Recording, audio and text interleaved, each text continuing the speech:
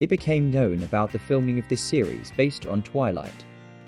Lionsgate Studios began work on the Twilight series. Lionsgate Television Studios has begun work on a series based on the Twilight film series. It is reported by Deadline.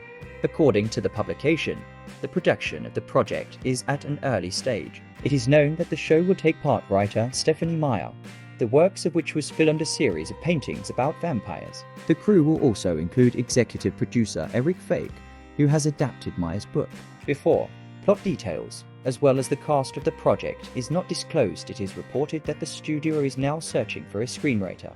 The Twilight movies starring Kristen Stewart, Robert Pattinson and Taylor Lautner were released from 2008 to 2012. In total, they earned more than $3.4 billion. The fantasy saga tells the story of 17-year-old girl Bella, who falls in love with a mysterious classmate who turns out to be a vampire.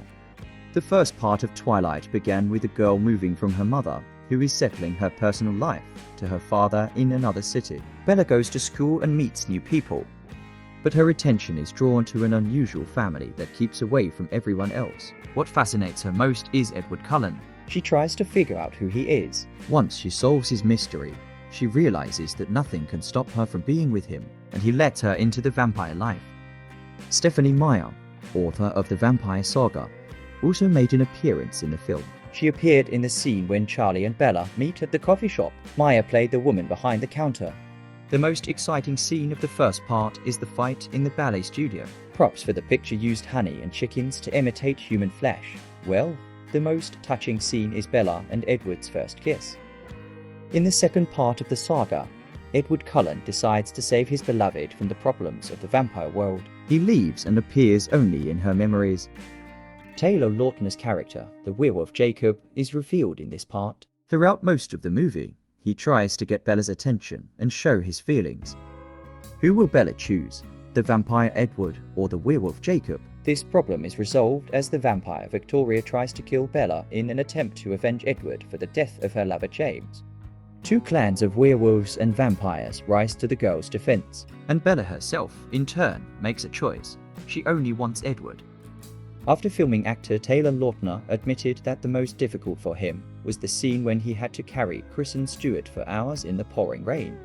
Most of all, I was afraid of tripping and dropping Chris. It's not like lifting weights at the gym.